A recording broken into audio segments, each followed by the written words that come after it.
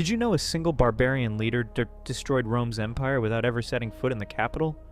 In 429 AD, Genseric led his Vandal tribe across the narrow strait from Spain to North Africa. But this wasn't just another migration, it was the most brilliant strategic move in barbarian history. Instead of attacking Rome's walls like every other tribe, Genseric seized something far more valuable: Carthage and Rome's grain supply. North Africa was the empire's wealthiest province, feeding the capital and filling its treasury. The Vandals captured Eppo just as St. Augustine lay dying, then built the first major barbarian navy. For a century, they controlled Mediterranean shipping lanes, holding the Western Empire hostage through economic warfare. Rome's tax base vanished overnight. The capital began to starve. Genseric's genius wasn't in conquest. It was in understanding that empires die when you cut off their money and food. North Africa never returned to Roman control. The Western Empire, financially crippled, crumbled within decades. Sometimes the deadliest blow comes not from a sword, but from an empty treasury. Did you know a single barbarian leader destroyed Rome's empire without ever setting foot in the capital? In 429 AD, Genseric led his Vandal tribe across the narrow strait from Spain to North Africa. But this wasn't just another migration, it was the most brilliant strategic move in barbarian history. Instead of attacking Rome's walls like every other tribe, Genseric seized something far more valuable: Carthage and Rome's grain supply. North Africa was the empire's wealthiest province, feeding the capital and filling its treasury. The Vandals captured Eppo just as St. Augustine lay dying, then built the first major barbarian navy. For a century, they controlled Mediterranean shipping lanes, holding the Western Empire hostage through economic warfare. Rome's tax base vanished overnight. The capital began to starve. Genseric's genius wasn't in conquest. It was in understanding that empires die when you cut off their money and food. North Africa never returned to Roman control. The Western Empire, financially crippled, crumbled within decades. Sometimes the deadliest blow comes not from a sword, but from an empty treasury. Did you know that Jewish gold built the Roman Colosseum? In 70 AD, future Emperor Vespasian and his son Titus laid siege to Jerusalem in one of history's most brutal campaigns. For 4 horrific years, the Romans surrounded the holy city, trapping over 1 million Jews inside. Starvation became so severe that mothers ate their own children. The Jewish historian Josephus described streets filled with corpses and the dead stacked like firewood. When Jerusalem finally fell, Roman soldiers crucified so many Jews outside the city walls that they ran out of wood for crosses. The destruction of the Second Temple fulfilled ancient prophecies and shattered the Jewish world. Roman legions carried off the temple's golden treasures, while survivors were sold into slavery across the empire. This single military campaign scattered the Jewish people for nearly 2,000 years. Vespasian used the stolen temple gold to fund his greatest project, the Colosseum. Jewish sacred treasures literally paid for Roman entertainment where gladiators fought and Christians died. The diaspora had begun, lasting until Israel's rebirth in 1948. In 1978, 5 friends drove to a basketball game. Only one car came back. The Yuba County 5 were developmentally disabled men who lived simple, routine lives. They never missed their Friday night games. But on February 24th, their red Mercury was found abandoned 70 miles off course, in snow-covered mountains, engine running. For months, no one knew what happened next. Then searchers found a remote Forest Service cabin. Inside were 4 bodies. But here's what makes no sense. The cabin was stocked with enough food to last months, canned goods, dried meals, everything they needed to survive. Yet they starved to death. One man had lost over 100 pounds. Another wrapped himself in 8 sheets, but never turned on the propane heater. The food remained untouched. What drove them to abandon their car on a freezing mountain road? Why didn't they eat the food that could have saved them? And why has Gary Mathias never been found? 45 years later, the Yuba County 5 remains one of America's most disturbing unsolved mysteries. Did you know that the man who saved Western civilization from total destruction was murdered by the very emperor he served? This is the tragic story of Flavius Aetius, the last great Roman general. In 451 AD, the most feared warrior in history was marching toward Rome.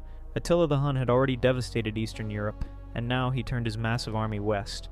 But standing in his way was Aetius, ironically Attila's childhood friend. They had grown up together as hostages, played as boys, and even fought as allies. Now they would face each other as mortal enemies. Aetius pulled off the impossible.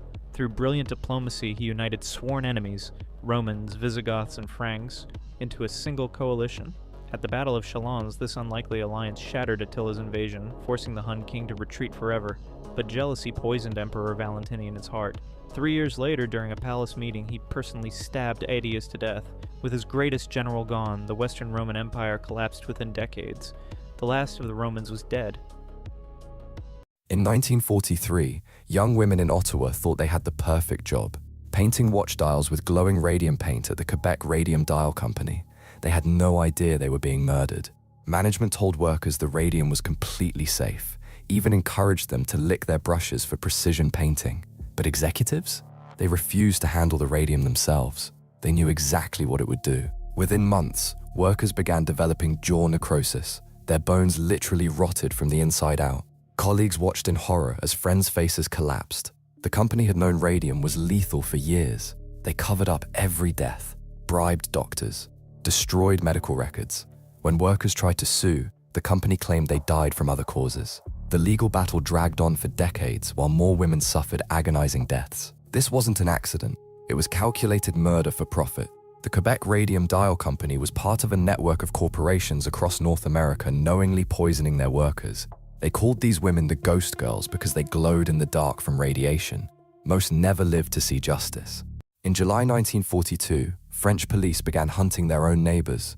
Over 2 days, 13,000 Jewish families in Paris were dragged from their homes, not by German soldiers, by French officers. Children were ripped from their parents' arms. Families were herded into a sports arena called the Velodrome de Hiver.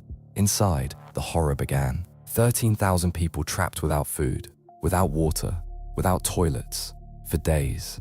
The smell became unbearable. Children cried for parents they'd never see again. French authorities were so efficient at finding hidden families, they impressed even the Nazis. They knew the neighborhoods. They spoke the language. They understood exactly where people would hide. Every single person in that arena was sent to death camps. For 50 years, France denied it ever happened. They blamed the Germans. They rewrote history. It wasn't until the 1990s that a French president finally admitted the truth. Their own police, their own countrymen, had become the most effective hunters in the Holocaust. The Veldihiv Roundup remains France's darkest betrayal. In 1932, 400 poor black men in Alabama thought they were getting free healthcare. They had no idea they were about to become victims of one of America's most evil medical experiments. The US Public Health Service told them they had bad blood, a vague term that could mean anything. But these men actually had syphilis, and the doctors knew it. For 40 years, researchers watched as the disease slowly destroyed their bodies.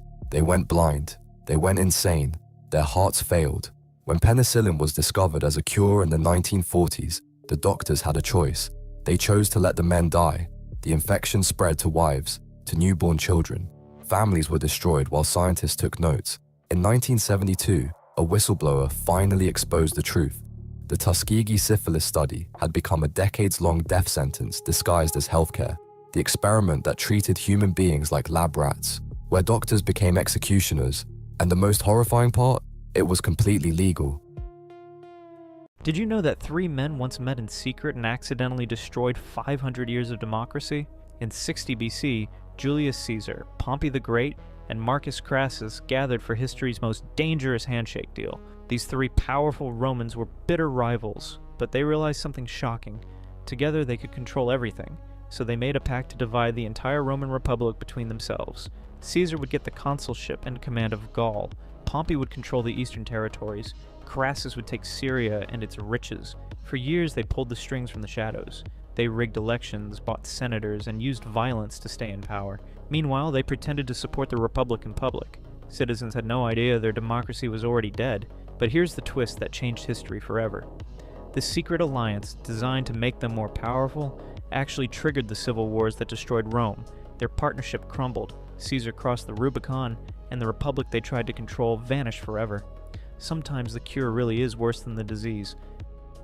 In the frozen wasteland of the Arctic Circle stood a place so brutal it made other Soviet gulags look merciful, Vorkuta, where over 200,000 souls perished mining coal in hell frozen over. Prisoners worked 14-hour shifts in -40-degree weather. Their hands would freeze to the tools. Frostbite claimed fingers, toes, entire limbs. The Soviet state calculated their food rations precisely, just enough to keep them alive for maximum labor extraction, just little enough to ensure they'd die within months. Guards had a favorite punishment: strip prisoners naked, leave them outside in the Arctic wind. Some froze solid in minutes. But in 1953, something unprecedented happened. The prisoners fought back. For 40 days, they held the camp. 40 days of rebellion against Stalin's frozen death machine. This wasn't just a prison. It was an extermination system disguised as labor, a place designed to work human beings to death while feeding the Soviet war machine. Vorkuta operated for decades, a testament to how efficiently humans can engineer suffering when the state demands it. December 17, 1944, 84 American soldiers surrendered to German forces during the Battle of the Bulge. They thought they were going to prison camps. They were wrong. SS troops herded the prisoners into a snow-covered field near Malmedy, Belgium. The Americans stood with their hands raised, following the rules of war. Then the machine guns opened fire. Bodies dropped into the frozen mud. Those still breathing played dead beneath their fallen comrades. But the SS weren't finished. They walked through the pile of corpses, putting bullets into anyone who moved, anyone who breathed, anyone who blinked. A few soldiers survived by staying perfectly still as boots stepped over their blood-soaked bodies. When word of the massacre reached Allied command, everything changed. No more mercy, no more prisoners. American forces began executing German captives in revenge. The rules of war had been shattered in that Belgian field. After the war, trials were held, but many of the SS killers escaped justice. The Malmedy massacre became the moment when World War II turned truly merciless. Did you know the world's first empire was built by a baby found floating in a basket on a river? Around 2334 BC, someone discovered an infant drifting down the Euphrates River in a reed basket. That baby grew up to become Sargon of Akkad, the man who changed history forever. Sargon started as nothing more than a cupbearer to King Ur-Zababa, but he had bigger plans. He created revolutionary military weapons like the composite bow and built the first professional army in history. Then he did something no one had ever done before. He conquered the mighty Sumerian city-states that had ruled Mesopotamia for thousands of years. But Sargon wasn't just a conqueror. He was a genius administrator who created the world's first postal system and standardized weights and measures across his empire. For 56 years, he ruled over history's first multi-ethnic empire, bringing together different peoples under one flag. His Akkadian language became the diplomatic language of the ancient world for over 1,000 years. This mysterious foundling created the blueprint that every future empire would follow. Did you know that one of history's most famous invasions succeeded because of a brilliant lie told to the Pope? In 1066, William of Normandy faced a massive problem. He wanted to invade England and claim the throne, but medieval Europe wouldn't accept such aggression without divine approval. So William crafted one of history's most clever deceptions. He told Pope Alexander II that Harold Godwinson had broken a sacred oath to support William's claim to the English crown. William painted Harold as an oath breaker, and the English church as corrupt and in need of reform. To sweeten the deal, he sent precious English church treasures to Rome and promised to bring the English church under papal control. The Pope bought it completely. He blessed William's invasion with a papal banner, transforming a personal power grab into a holy war. This single piece of propaganda allowed William to recruit knights from across France, promising them spiritual rewards for fighting oathbreakers. What started as one man's ambition became a divinely sanctioned crusade, changing English history forever through pure diplomatic genius. Did you know that one murder in 656 AD split Islam forever and still shapes our world today? Uthman ibn Affan, the third caliph of Islam, sat peacefully in his home in Medina, reading the Quran. Outside, angry crowds had surrounded his house for weeks. They were furious about his controversial policies that seemed to favor his own Umayyad family over other Muslims. The 82-year-old leader refused to step down or fight back. As the siege intensified, rebels finally broke into his home. They found Uthman still clutching the holy book, blood from his wounds staining the sacred pages. His supporters displayed that blood-stained Quran to rally revenge against his killers. This sparked a massive civil war between two camps: Ali, Muhammad's cousin who became the next caliph, and Muawiyah, Uthman's kinsman who demanded justice. This single act of violence created the Sunni-Shia split that divides over 1 billion Muslims today. What started as a political dispute over leadership became a religious divide that has shaped 14 centuries of Islamic civilization, wars, and culture. May 15th, 1915. Two railway signalmen in Scotland made a simple mistake that would become Britain's deadliest train disaster. They forgot about a parked train. At 6:49 a.m., an express train slammed into the forgotten carriages at full speed. Seconds later, another train crashed into the wreckage. The collision sparked a massive fire that trapped 500 soldiers inside wooden carriages. Witnesses described the horror: men screaming for help as flames consumed them alive, soldiers trying to smash windows with their bare hands, the smell of burning flesh filling the air. 227 people died in minutes, but the real horror came after. Railway officials immediately began destroying evidence. They blamed 2 low-level signalmen while the managers who created these dangerous conditions walked free. Families of the dead were denied compensation. Documents vanished. Witness testimonies were altered. For decades, the truth was buried to protect the company's reputation. The Quintenshield disaster wasn't just a tragedy. It was a systematic cover-up that showed how far powerful people will go to avoid responsibility. Did you know one of history's greatest empires was founded with nothing more than a single oxide and brilliant female cunning? In 814 BC, Princess Dido fled for her life from the ancient city of Tyre. Her own brother, King Pygmalion, had murdered her husband to steal his vast wealth. With just a handful of loyal followers, she sailed across the Mediterranean to the shores of North Africa, desperate for a new home. When she met the local Berber king Yarbaz, Dido made what seemed like a humble request. She asked for only as much land as could be enclosed by a single oxide. The king laughed and agreed to the seemingly tiny plot. But Dido had a plan.